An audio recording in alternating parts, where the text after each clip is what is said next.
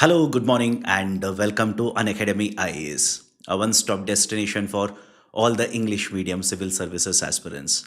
This is Shyam here, taking up the Hindu newspaper analysis for 31st December 2025. Now, before I start the session, please do let me know that I'm audible and visible for all of you. Those present in the session, please do let me know. Am I audible and visible? Done. Thanks a lot. So, in today's session, I've taken a total of 10 articles. The first 8 are from the Delhi edition of Hindu newspaper.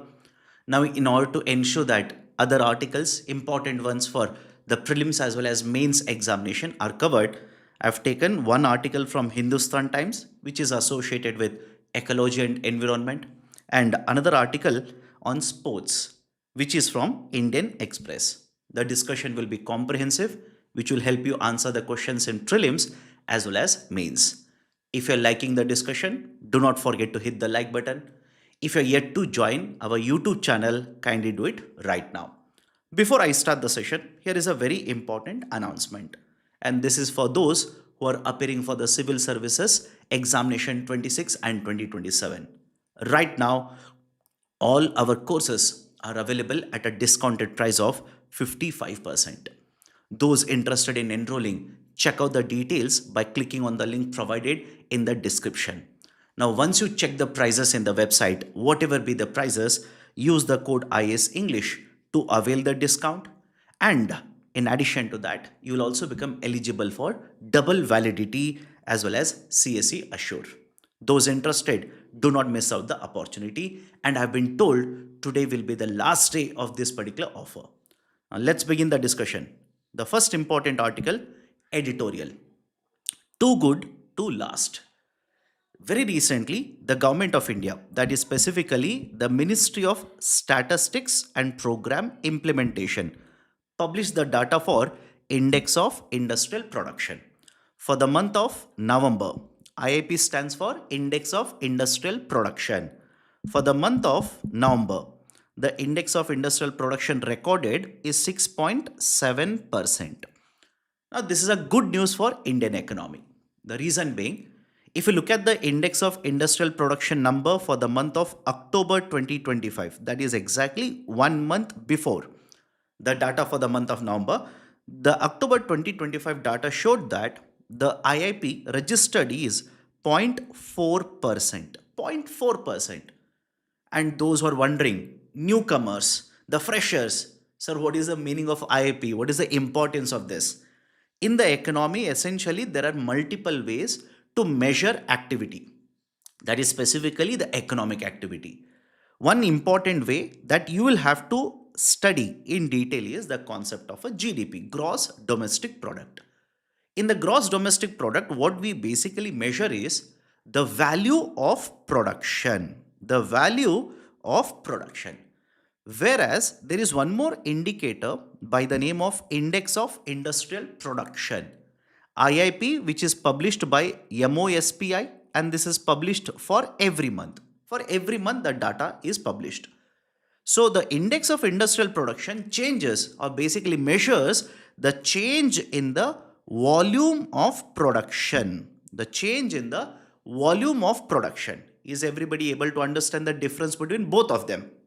GDP, that is basically first we calculate gross value addition and then we use the gross value addition to calculate GDP. That basically measures the value that is added to the economy. Whereas the IIP measures the changes in the volume of production.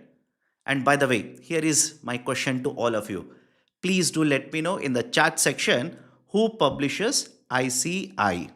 There is one more indicator called as Index of 8 Core Industries. Please do let me know in the chat section who publishes ICI, and those who are watching this recorded, please do let me know in the comment section of the video. So come back to the discussion here. For the month of November, the IIP recorded is 6.7%. And why is this important? This is the highest in the last 25 months. This is the highest IIP recorded for a month in the last 25 months. And like I said, for the month of October, it recorded a 0.4% growth. This was in fact the lowest. In fact, the lowest in the last 14 months. So within a span of 1 month, the data that has been published, which measures the change in the volume of the production activities, it has suddenly ballooned. It has increased by a huge number. And this is important, like I said, for Indian economy. But having said so, is this particular growth that is being shown, and when I say growth here, I'm talking about changes in the volume of production. Is this particular growth sustainable, or is it a short blip? All of you able to understand the question here? Is this particular growth that is recorded in volume of production, is it a sustainable growth? What are the factors which have led to this kind of a growth? And is this particular growth sustainable? That is the question here. The argument of many of the experts is this is not a sustainable growth. This kind of a volume of change in production is not going to be recorded in the same way in the coming months. What are the reasons behind it? The data that I'm talking is for the month of November. Correct? It is for month of November 2025.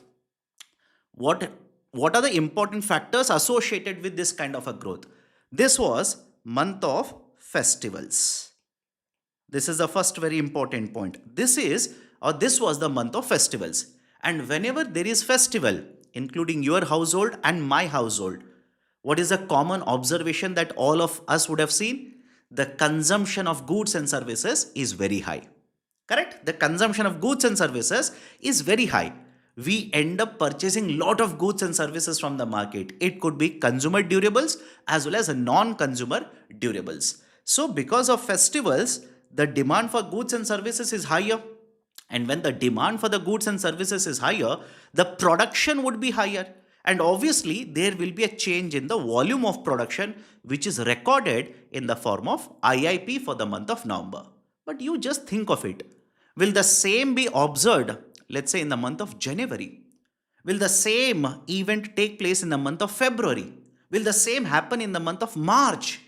So concern is it a sustainable growth, or is it just a temporary growth that has been observed? The argument is it is temporary.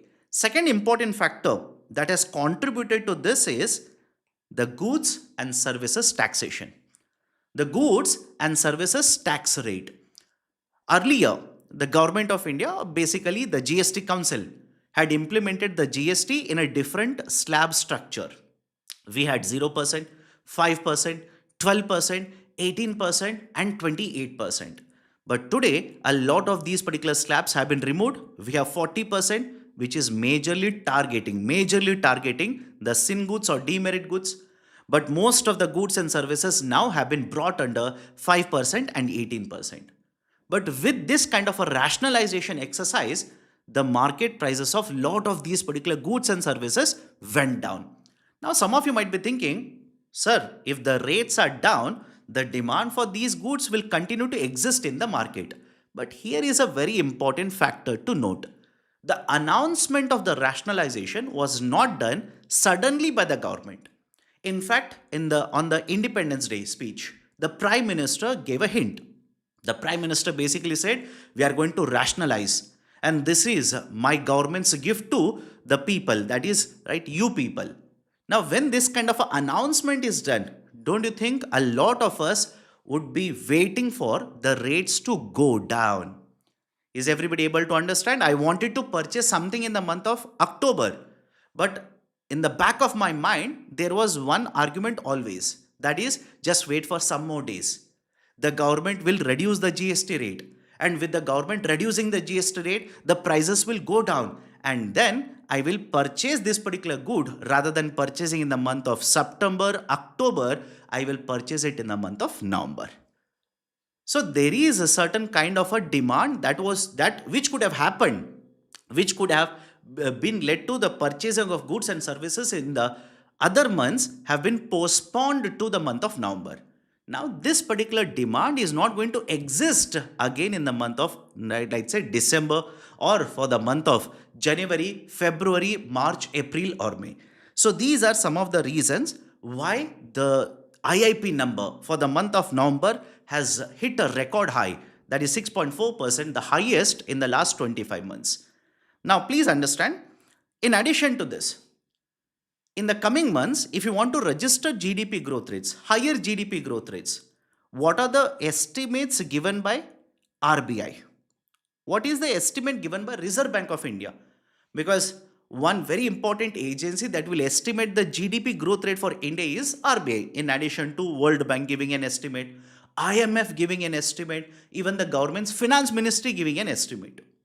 RBI simply says for the first 2 quarters in India, the first 2 quarters in India, we have been able to register, right? The quarter 1 and quarter 2, we have been able to register around 8% GDP growth rate. Again, I'm saying for the first 2 quarters, because I know some of you will basically say, sir, for second quarter, 8.2%, not 8%. I'm clubbing quarter 1 and quarter 2. For quarter 3, the RBI estimates the GDP growth rate to go down to 7%. And for quarter 4, the RBI estimates the GDP growth rate to further go down to 6.5%. Here itself is an indicator that this particular increase in the IIP or this particular growth in the IIP is not sustainable. Rather, it is going to be coming down, or it is going to be lower in the coming months. What are the reasons behind it? Reasons are simple. There are multiple concerns which the government of India needs to address.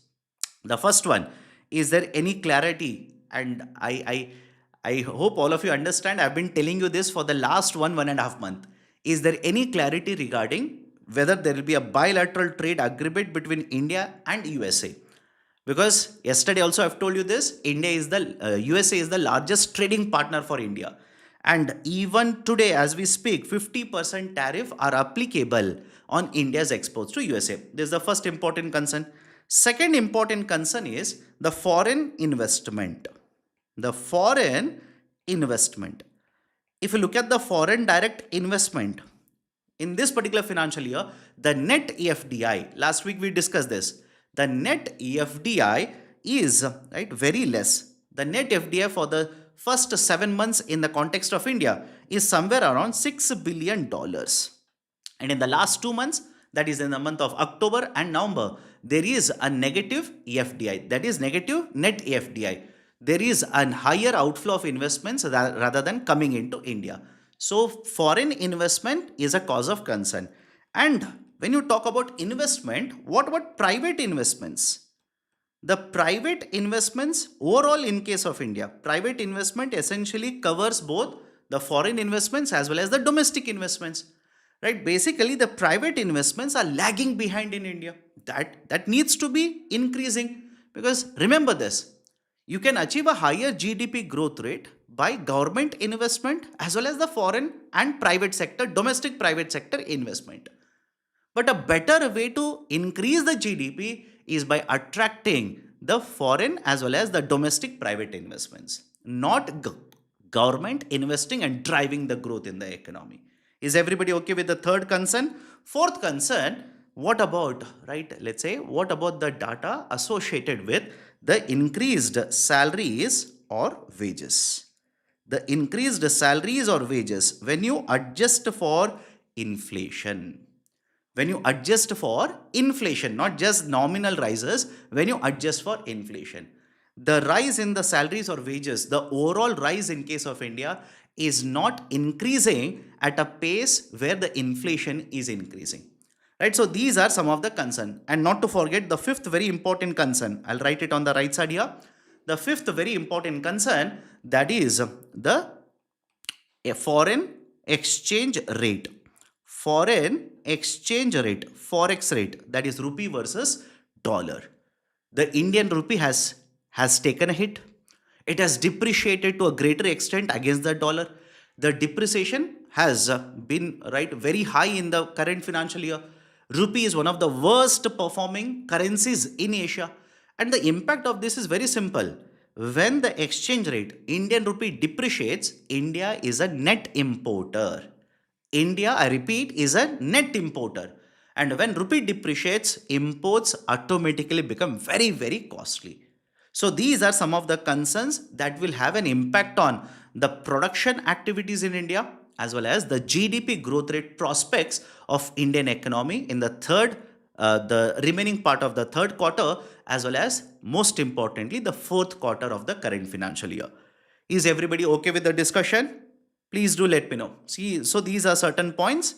Now, based on this, here is the MCQ. Quickly solve the question and tell me what is the key answer. What is the key answer? Please tell me. Consider the following statements regarding IIP, Index of Industrial Production. It is released by Ministry of Finance. The current base year for IIP is 2011 and 12. The mining sector has the highest weightage. It is released by the Ministry of Finance. Incorrect. It is released by the Ministry of Statistics and Program Implementation. Okay. Second one. The current base year for the IIP is 2011 and 12. Right now, this is correct. I repeat, right now, this is correct. Next year, please remember this, the base year for the IIP is going to be changed to financial year 22 and 23. This is going to happen next year, and that is not very far away, by the way. Hardly a matter of 24 hours, we will enter into next year, by the way. Right, so next, the base year is going to change to 22 and 23. The mining sector has the highest weightage. This is incorrect. The IIP essentially has three groups of sectors or three sectors. One is manufacturing, second one is mining, and the third one is electricity. Third one is electricity. Manufacturing has more than 77% weightage. Mining has around 14% plus. Again 14% plus weightage. And the electricity has 8% plus. Some of you will do CSAT now. 77 plus 14 plus 8. You'll basically say, sir, it doesn't add up to 100%. You are incorrect. Right? The faculty doesn't know CSAT, etc. My dear, there are decimals. There are decimals to these particular numbers. I'm not writing the decimals, by the way. Okay? Right? So, out of three statements, first and third are incorrect. Second one is correct. Right option will be option A. Everybody is okay? Right option is option A. Now, next, the opinion page article, a multipolar world with bipolar characteristics. A multipolar world with bipolar characteristics. Now, what is the, let's say, importance of this particular article? In international relations, in the last 1 year, you must have seen there are so many changes that are taking place. So many policies being announced, so many policies being discontinued, being replaced by the administration of USA, etc. In this particular churning process, what is the status of three very important countries right now? Three very important countries. Why I'm saying three very important countries? Post the breaking up of the USSR, post the let's say breaking up of USSR or the dissolution of the Soviet, there was only one country which drove the global policies, which drove the global events, and that was the United States of America. After 1991, for some time, there was no other country in the world which could have challenged USA, be it in the terms of, let's say, economy, or be it in terms of military policies. But right now, what has happened? There are multiple countries which have started challenging the dominance of USA. And that is essentially leading to a decision by the author or by the writer in the article that right now it is not unipolar. The global policy making or the global decision system is not driven only by USA. It is actually multipolar. Multipolar in the sense there are different power, let's say circles right now. On one side, we have United States of America, USA. On the other hand, we have China. And there is also one more country which is also having a huge influence over the policy making, or let's say the impact on the events in the global market, and that is Russia. Simple. That is Russia. And those who are wondering, sir, I thought you would say India. On the 31st of December, I thought finally I would hear the word from your mouth that India is the third country or the second country which is driving the policy making in India. Please understand, India right now, if you look at India, is it a powerful country? Yes, no doubt. Does it influence a lot of, let's say situations or the events in the global market? Of course, yes. India is a very important country, cannot be ignored right now. But what has been the policy of government of India? The government of India historically has been following the concept of non-alignment. That is, government of India simply says, we will align with those particular countries based on issues. We will align with multiple countries. It is a multi-strategic policy, a multi-alignment policy that we are following. So argument is right now there are two power centers. Two power centers in the sense on one side Russia and China are very closely aligned right now. And on the other side we have United States of America. Now what can be right or let's say what actually led to this kind of a situation and what is happening right now? Let's understand that. After the Second World War, the USA led and basically led to the formulation of NATO. I'm pretty sure all of you heard of this NATO. The NATO, that is the Atlantic Treaty, multiple countries came together and this particular agreement was led by the USA, and these particular countries signed NATO and formed this particular group of countries which is very famously called as NATO. And under this particular concept of NATO or the idea of a NATO, USA guaranteed security for the European countries. The United States of America, that is basically under the Article 5 of NATO. Please remember this is mentioned very often, very, very often.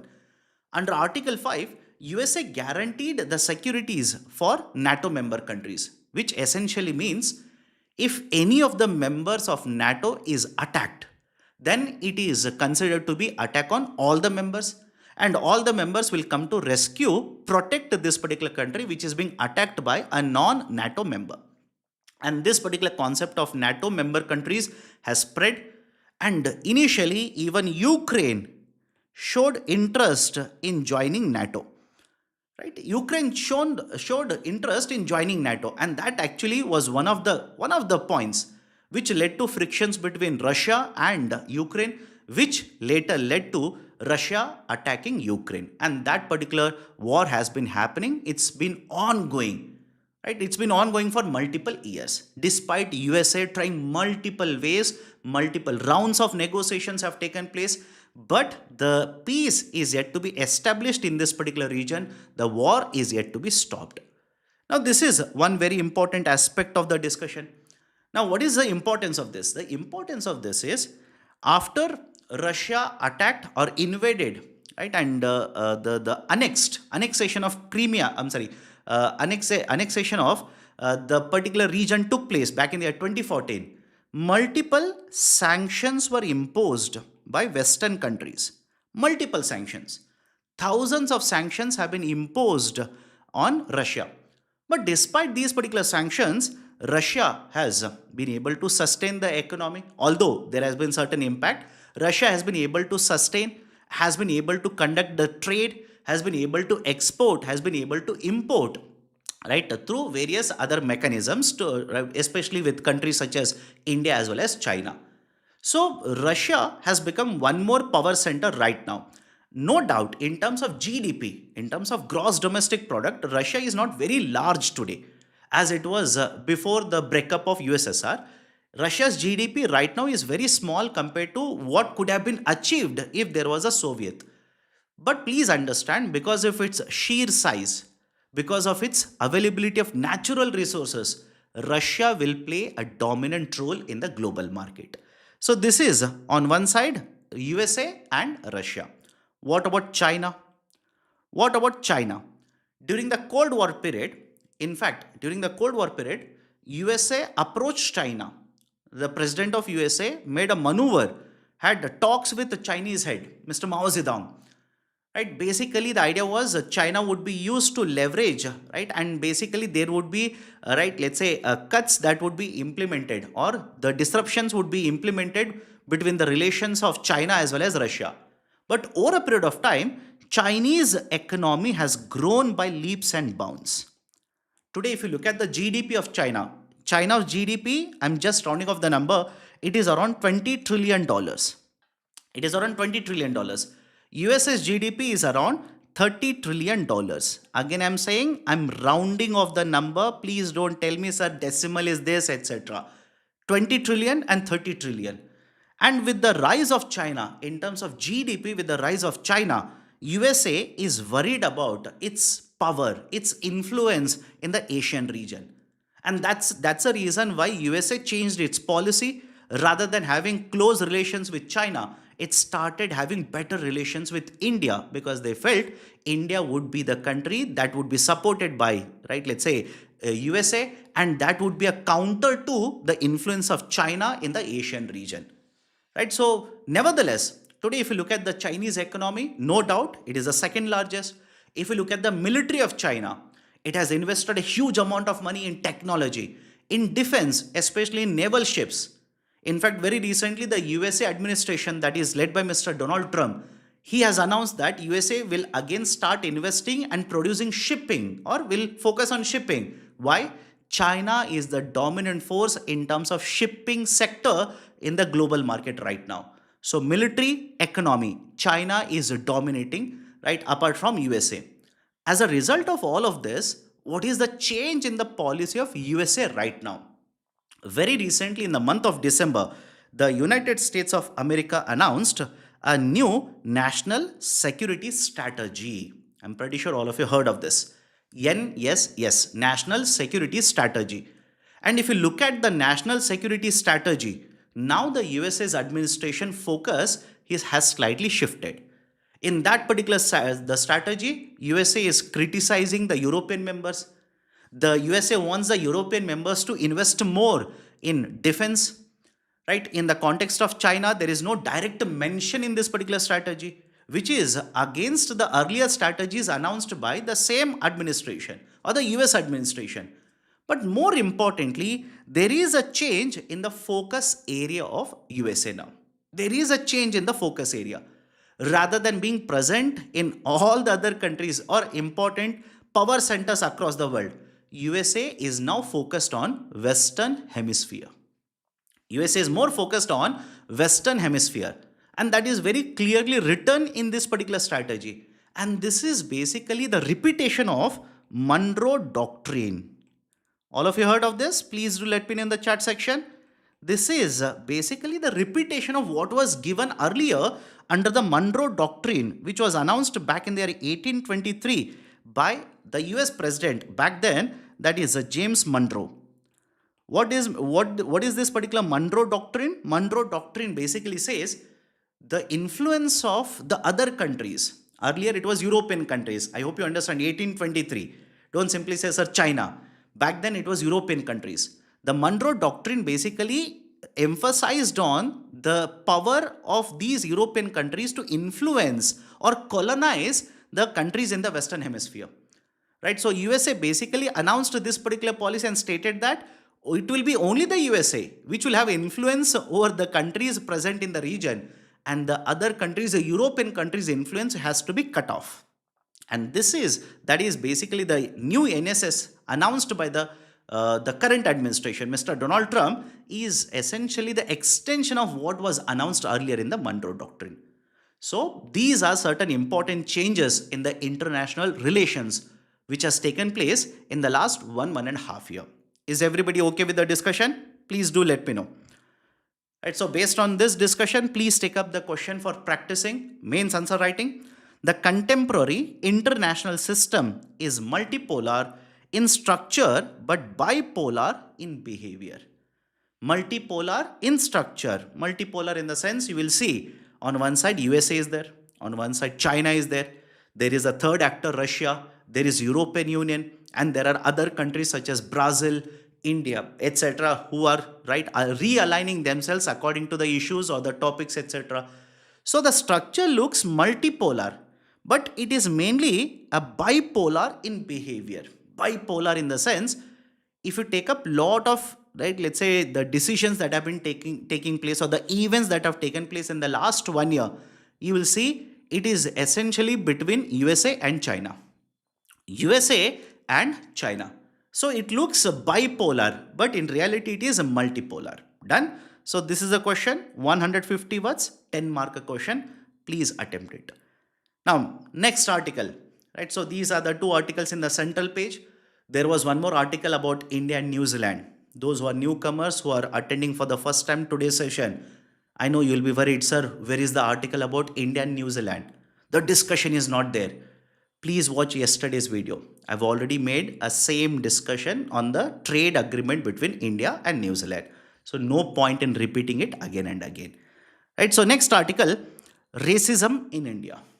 And this particular debate has arisen now with the recent attack on Angel Chakma, who passed away, who succumbed to the injuries. Right? There is a debate. Should the government of India, I repeat, should the government of India implement or bring forth a separate law against racism in India? Is my statement clear to all of you? Should the government of India bring in a separate law against racism, anti-racism law? Because listen to me carefully. This is not the first time that you have heard of, let's say, a youth or a person belonging to northeastern part of India, again, Indian, being attacked, being harassed. I still remember back in the year 2012, a lot of people who resided in India, that is, people from the northeast part of India who are working in Bangalore, in Karnataka, in other states such as Maharashtra, in one stroke, right, basically because of certain actions of people, right, let's say they started moving back from these particular states. And the government of India had to arrange special trains to take the people back to their villages. So this is not the first time that these kind of, let's say, unscrupulous events, because they are basically Indians, they are Bhartiyas, those particular states are part of India, right? So argument is it the right time for the government of India to bring in a special law against this? But in addition to that, there is a demand which has been put forward by Northeast Students Organization. Northeast Students Organization, NESO. In a letter that they have submitted to the Chief Minister, basically they have demanded that one, there should be capital punishment, right? Awarded, the capital punishment should be given to the people who attacked and who are responsible for the death of Angel Chakma. This is the first one. Second one is, the organization has demanded that there be a special police station that should be set up, which should be responsible for taking up these kind of matters. I'll tell you the reason behind this. In case of India right now, understand this very carefully. In case of India right now, there is no specific law, there is no specific provision whenever these kind of derogatory words are used against people. Right? Again, I'm talking about people who are coming from northeastern part of India. They move to, right, they move to other parts of India in search of better livelihoods, just like other people move to other parts of India. Migration is very normal in case of India. It could be because of education, it could be because of better livelihood. But in case of India, right now, listen to me carefully. If there is a derogatory word used against a person coming from a scheduled caste, there is a law, there is a provision which will penalize, right? A particular process will be followed in such cases. But if the same kind of derogatory or racial slurs are used against people coming from the northeastern part of India, there is no such provision, there is no such law. In fact, remember this, there is a convention, international convention, ICERD. ICERD. What is this ICERD? It is International Convention on Elimination of all the forms of discrimination. Please remember this, can be asked in the prelims examination. There is a convention, ICERD, which was adopted by United Nations General Assembly back in the year 1965. India signed this in the year 1966 and, right, basically adopted this in the year, ratified this in the year 1968.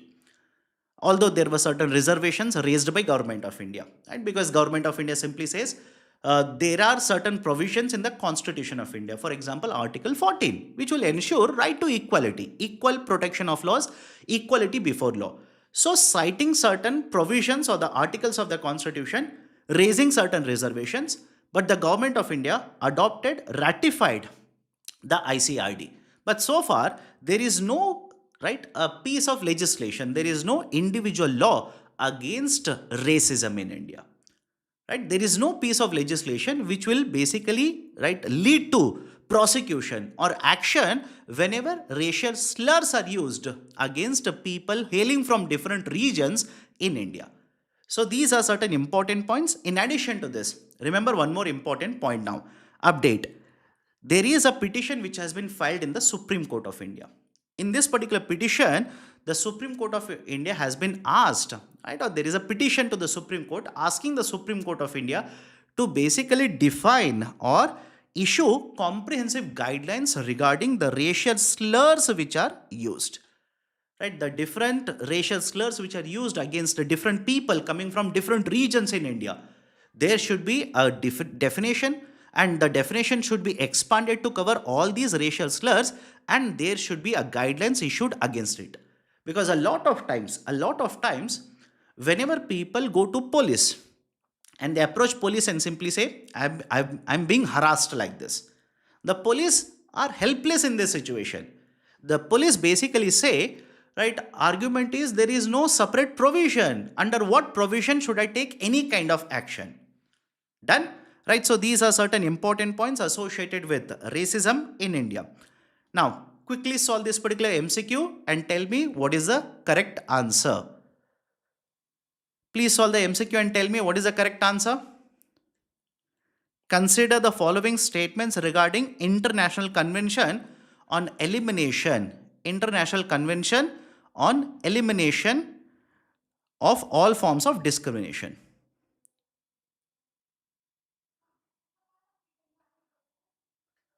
It was adopted by the United Nations General Assembly in 1965. Yes, this particular statement is true. India has signed and ratified the above mentioned convention. Yes, this particular statement is also true. As a result of this, the union government has introduced a separate law against racism. This is incorrect. In fact, please remember one more point. I'll come to the key answer, don't worry. Back in the year 2014, there was a similar event, or there was similar case back in the 2014. And right when the youth from the northeastern part of India was killed back in the year 2014, the government of India back then had set up a committee. Remember the name of the committee? Base Barua Committee. Base Barua Committee. The Base Barua Committee held consultations, gave set of recommendations to the government of India in 2015. So far, right, there is no action which has been taken by the government. Right? So please remember the name of the committee as well, which will help you answer the questions in prelims as well as mains examination. Okay, so based on this, 2 of the 3 statements are true. Right option for the question will be option B. Can we go forward to the next article? Do let me know. Gig workers to go on strike today. I know a lot of you are planning a lot of things today evening. Correct? A lot of you have planned. Nothing wrong with that. Right? Enjoy, but take care. So today, that is 31st of December, right? We would have planned a lot of things, and one of those, or to achieve a lot of these particular activities, one main ingredient or the input will be, right, let's say the chips or the biscuits or the cold drinks you want to order, etc.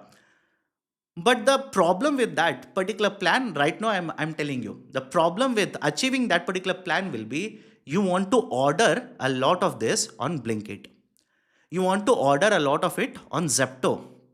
That might be difficult today. Reason is very simple. A lot of gig workers have decided to go on strike today. And this is not the first time. On 25th of December, that is on Christmas, on 25th of December, lot of gig workers who are working on these platforms observed a strike. And today they have announced they will be observing a strike again. And in fact, this is going to disrupt a lot of these economic activities today, like it did on 25th. On 25th, I don't know how many of you observed it. If you have ordered something, or if you had ordered something on 25th of December, most of the cases, including my experience, by the way, in most of the cases, there was a delay in providing the services. They were not able to get the delivery personnel or right, let's say delivery partners. Reason, a lot of them right basically went on strike. Now what is the reason? Why are they basically planning a strike? A lot of you will be thinking this, sir, I have lot of plans today, but why are you scaring me? Right, you're basically telling me that my plans will be a failure. I've called a lot of my friends, I want to show off today. What is the reason? Tell me. Simple. The gig workers have been complaining to the government regarding certain issues. One main issue that they have been worried, they have been concerned, and they want a rollback from the companies is the 10-minute delivery. The 10-minute deliveries. The 10-minute deliveries. Reason being, for consumers such as you and me, the 10-minute delivery is a wonderful, right, let's say service. I don't have to be worried, right? Within 10 minutes, the food that I've ordered, right, the vegetable that I've ordered, the product that I've ordered, within 10 minutes it will come, and it is much lesser compared to the time that I would take to literally get ready, go to the shop and bring the product. So for you, it is very good. But for the delivery partners, the concern is shorten the delivery time. Shorter the delivery time, they will have to meet more targets. And not just that, if the delivery time is shorter, that is 10 minutes, they will have to pick up the pace while driving or riding the vehicle. And higher the speed of the vehicle, there is always a concern associated with their safety and security. And the biggest problem in case of the gig worker or the gig economy is the security benefits. The security benefits that are being provided by a lot of these particular companies. One, a lot of the companies do not provide any kind of security benefits. For example, what if there is an accident? Does the company which is hiring you or which has hired you, has it provided any kind of accidental insurance? And if there is an accidental insurance, let's say hypothetically, the company has provided you accidental insurance. If you incur an accident, it's not just a one-time damage. Your vehicle will suffer. Your health will suffer. Your livelihood will suffer.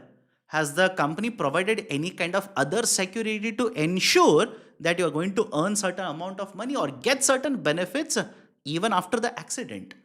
So I hope you understand this, right? So there are a lot of issues which have been raised by these gig economy workers. And the biggest of the issue is the 10-minute delivery.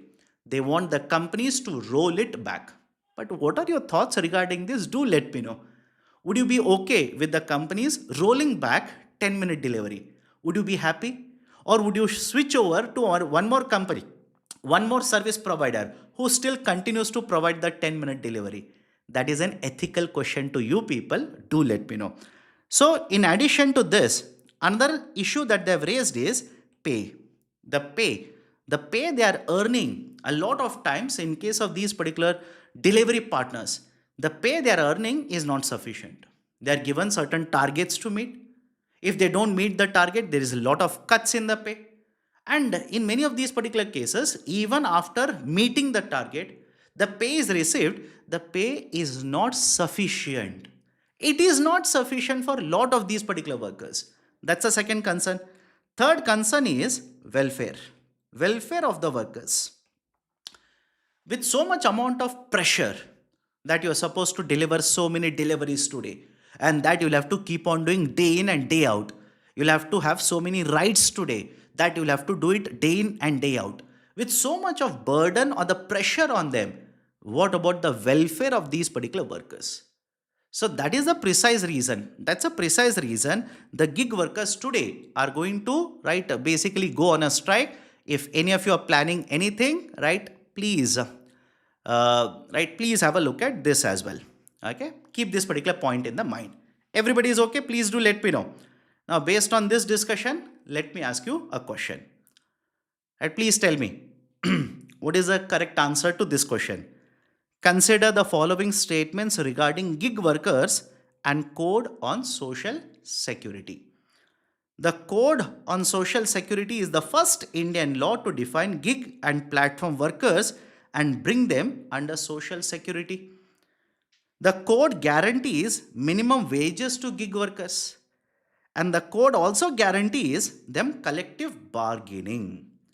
The code also guarantees collective bargaining. A lot of you are simply saying option D. Please check. Anushka, uh, Ishan is saying option B. 7007 PK says option D. Chaudhary Mishri says option D. Right? Please check the answer. Lakshmi also says option D. Rohan Singh says option B. Okay, let's start.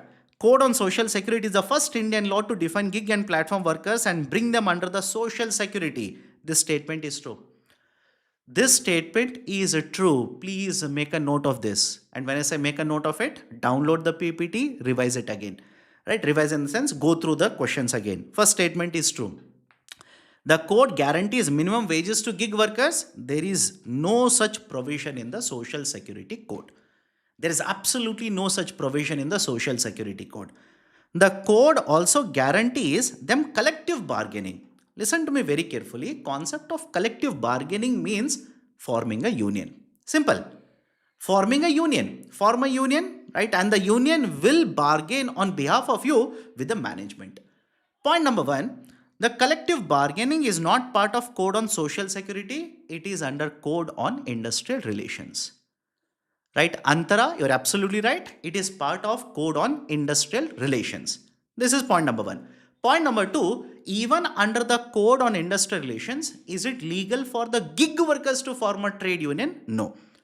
Is it okay? No. Right? So basically, the third statement is incorrect. Code also guarantees them collective bargaining under the Code on Social Security. No, this is incorrect. So second and third incorrect. Right option is option A. Only one of the three statements are correct. Okay, let's go forward. Important article from Ecology and Environment. Kashmir Royal Stag census has been conducted. This has appeared in today's Hindustan Times. Right? Please be very careful.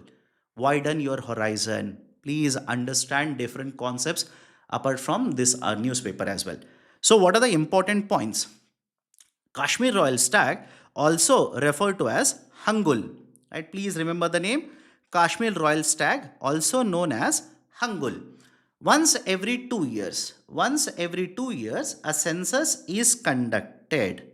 Once every 2 years, the census is conducted.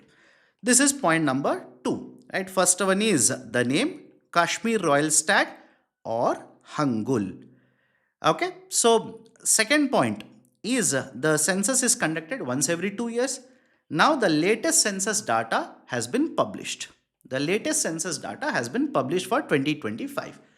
What is the importance of this particular data? The data shows that there is a huge increase in the numbers of the Kashmir Royal Stag.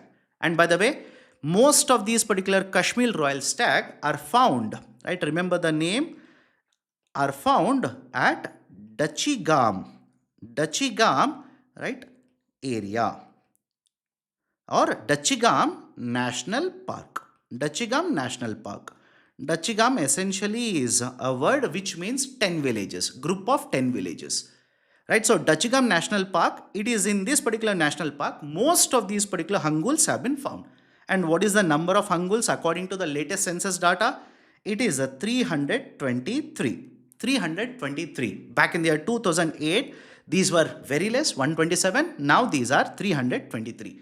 And the importance of this particular article is that the Hanguls are categorized as critically endangered. These are categorized as critically endangered under IUCN classification. I know a lot of you would be memorizing the IUCN classification now. In India, which is critically endangered, which is vulnerable, critically vulnerable, etc., etc. So one more point for your current affairs from the subject of ecology and environment. This is classified as critically endangered. Right? Done? Right? So these are certain important points associated with the article. But if the question says, where is this Dachigam National Park present? It is present in Jammu and Kashmir. Remember this. This is present in Jammu and Kashmir. This is point number 1. Point number 2, if they simply say, these are found only at this national park.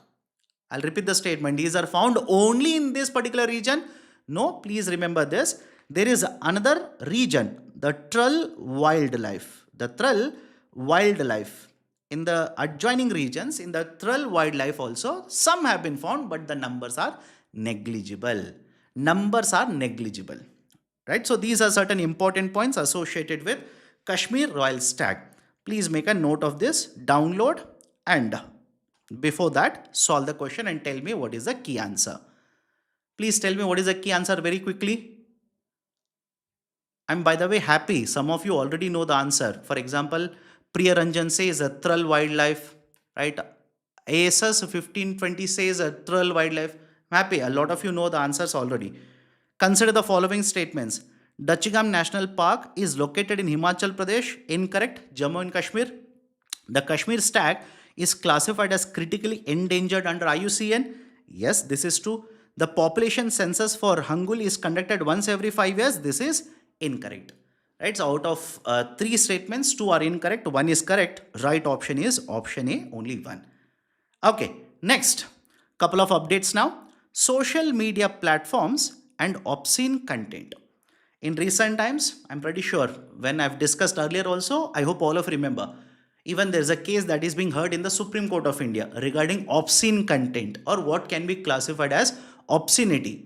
Now, there is a guideline which has been issued by the Ministry of Electronic and Information Technology, MEITY, MEITY. Right, the Ministry of Electronics and Technology, right, Information Technology has issued a guideline. What does the guideline basically say? A lot of these particular social media platforms, apps, intermediaries, etc., are hosting what can be classified or considered as obscene content.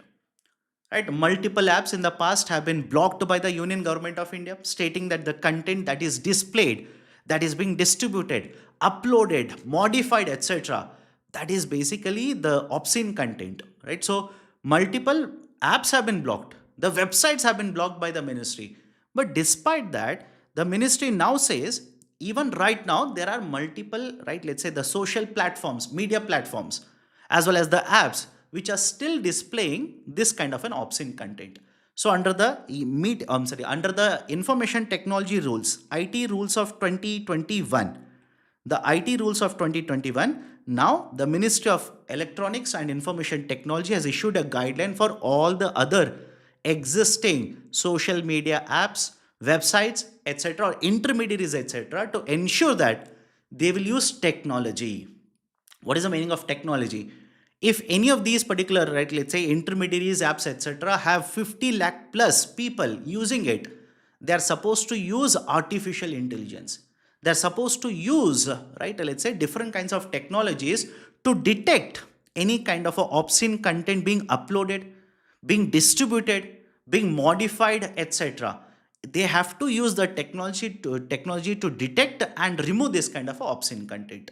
That, right, guideline now has been issued by the Ministry of Electronics. This is just an update regarding whatever is happening in the past. Just make a note of this. This is important article for you. Important article. Why is this important? I have taken this article from the Indian Express. This has appeared in today's Indian Express as well as Hindustan Times. The government of India, that is Ministry of Sports, the Ministry of Sports back in the month of August, had set up a panel, right, which was headed by Mr. Bindra, right, Abhinav Bindra, right, he is a gold medalist. So Abhinav Bindra led panel, a 9-member panel has been set up by the Sports Ministry, and this panel has given a set of recommendations. It was given a wider scope. They were asked to study what is the issue with the sports ecosystem in India. Sports ecosystem. Anushka Singh says archery. My dear, please check. Archery or something else. Please check. Right. So Bindra led panel has given a huge, right, let's say set of recommendations. Should you remember all the recommendations? Not required. Why? The report that has been submitted by this particular panel is a very short report, 170 pages. The report is very short, 170 pages. Should you read it? Absolutely no. You don't have to read that particular report.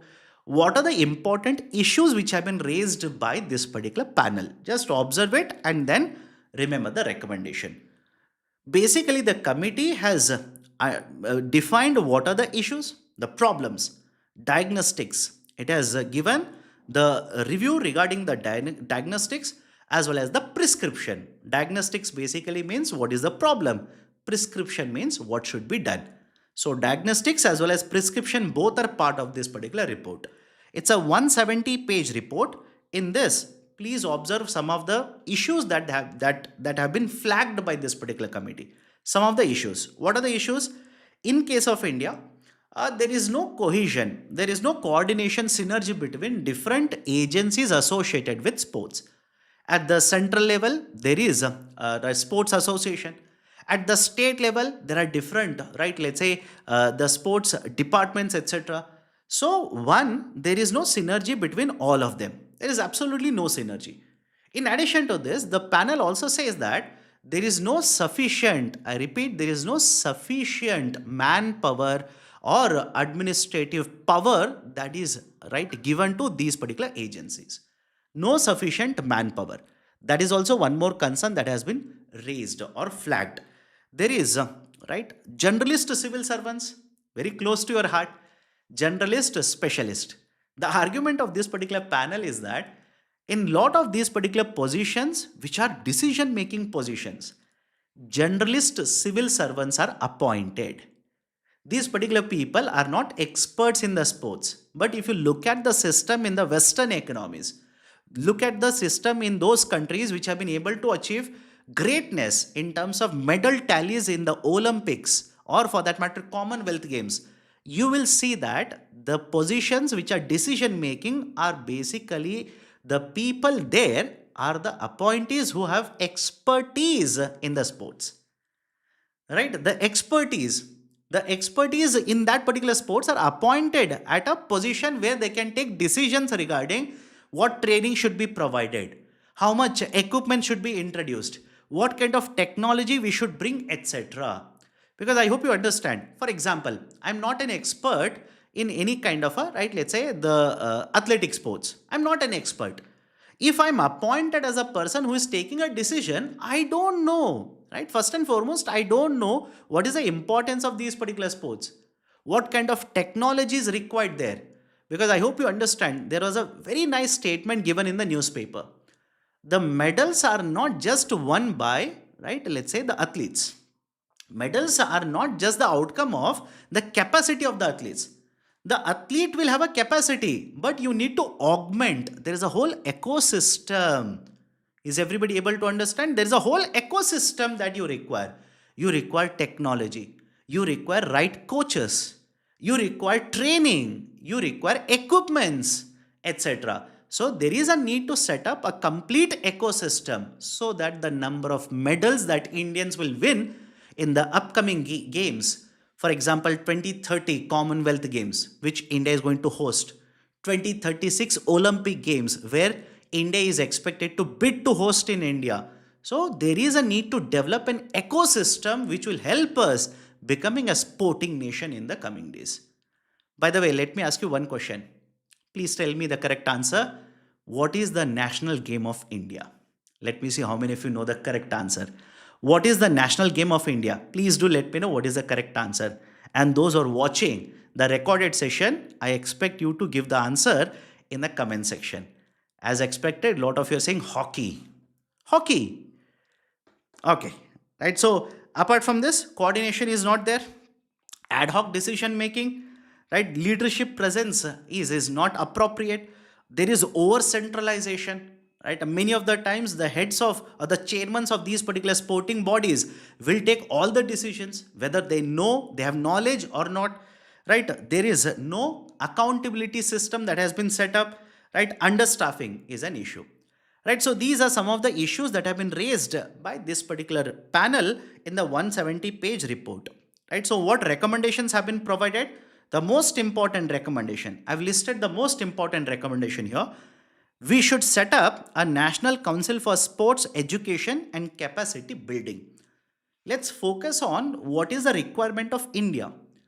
The special curriculum required for India, right? The accreditation methodology, the accreditation system, all of that should be, right, basically according to the requirement of India. So the most important recommendation is setting up the NCSECB.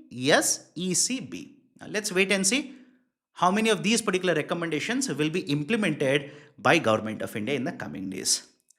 Okay, now before I go forward, a lot of you initially said hockey. Now you have changed the answer. Why?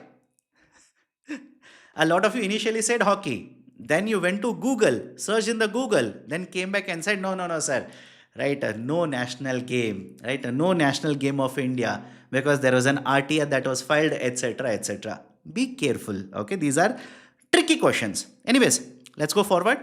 India is the fourth largest economy. Officially, the government of India now has stated that India is the fourth largest economy. It has overtaken Japan to become the fourth largest economy with a GDP of $4.18 trillion. And with policy reforms, in fact, yesterday also Prime Minister of India tweeted or put a post in the social media saying that India is on a reforms train.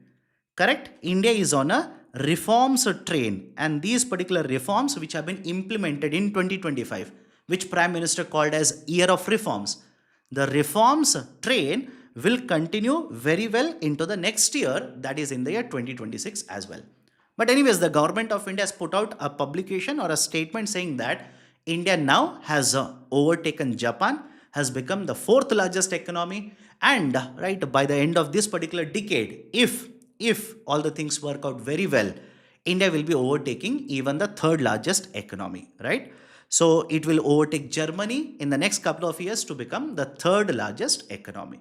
So this is just an update, nothing informational as such or conceptual as such in that particular article.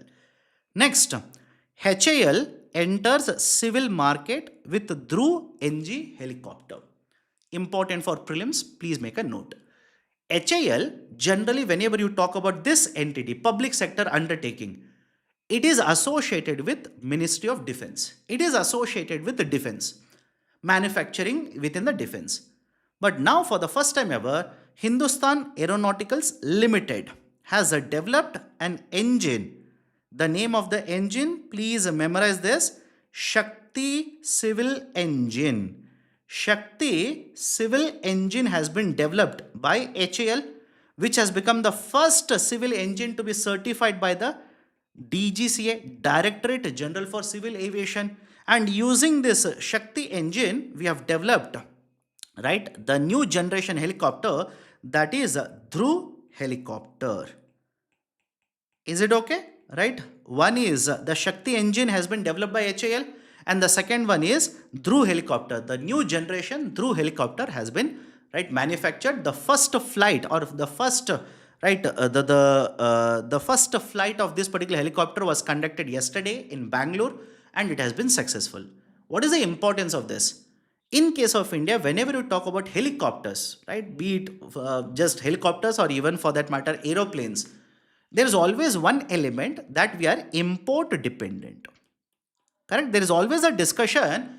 We are import dependent. We keep on importing lot of these particular engines, or for that matter, let's say the spare parts, or for that matter helicopters, or let's say the whole planes itself.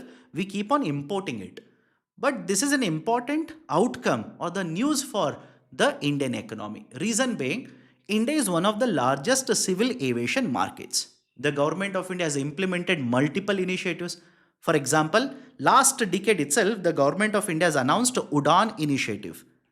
Under UDAN initiative, basically government of India wants to promote the air connectivity, not just using the planes but also using helicopters. So when you look at all of these particular points, you will understand the importance of the domestically or indigenously developed engines. Then, so this is the importance of the Shakti engine as well as the Dhruv new generation helicopter.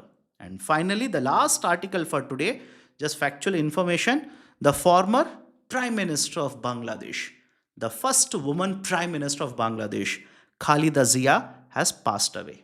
Yesterday, she has passed away. She was the first female Prime Minister of Bangladesh. She won the elections, or the party BNP. She took the leadership of the BNP party after the death of her husband, Mr. Zia-ur-Rahman. And after that, she chaired the party. In 1990s, she won the elections. She became the first woman Prime Minister of Bangladesh. And again, in the year 2001 also, right, won the elections, formed the government.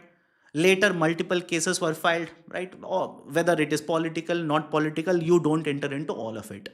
But now she has passed away. The importance of that is her son very recently has come back to Bangladesh, Mr. Tariq Rahman. We had a discussion associated with that article a couple of days ago itself. So has come back to Bangladesh. The elections are going to be held in the month of February in Bangladesh, and from India, right? When this particular proceedings will take place, etc. There will be representation from Indian side. That is, Mr. S. Jai Shankar will be representing India. So let's wait and see how this kind of, right, let's say the change, right, or how these kind of the changes or the events will have an impact on India Bangladesh relations. This is just right, let's say factual information. Don't read too much into this particular article. Done. So these are the 10 articles, concepts, questions I wanted to discuss with you people. Now before I address your questions, in advance wish you all a very happy new year. No doubt tomorrow the calendar will change. From 2025, it will become 2026. But if you're writing exams in 2026, please don't start panicking. Please do not panic. Right? Just the calendar will change. The date will change. But what is the change that will happen in your calendar? One day will go down from the days that you have to attempt prelims. Because I've seen many people panicking because you have entered into 2026. So don't panic. Whatever you're doing till now, please continue. And as far as I can see, a lot of you already have prepared well. Whether I'm asking questions on ecology and environment, or polity, or for that matter, economics, a lot of you are able to answer correctly. So don't worry. Please keep on practicing the same way, reading, revising the same way. Done? So anybody has any kind of questions? Sir, one advice, a mantra for January to May prep. My dear, if you have already done the major subjects, focus on revision. Focus on revision. It's not important to cover 100% of the syllabus. What is important is, have you understood what are the major areas where questions are being asked, and are you comfortable, confident of answering questions from those areas? For example, let's say economics. I myself will generally tell the students, don't worry about the chapters such as inclusive growth. Do not worry too much about infrastructure, etc. right now. Focus on high yielding topics: inflation, GDP, the agriculture, right, financial market, more importantly, banking. So don't try to cover 100% of the syllabus, not required. If you cover the important areas, if you're confident, you have covered current affairs and static portion, don't worry, you will be able to clear the prelims. So my suggestion, focus on revision, practicing, right, solving the PYQs as well as the MCQs. Done? Okay, so that's it from my side. Please don't worry about the PPT. After the session is over, this will be uploaded in the Telegram channel. Wish you all the best. See you in the next year. Have a great, happy and prosperous new year.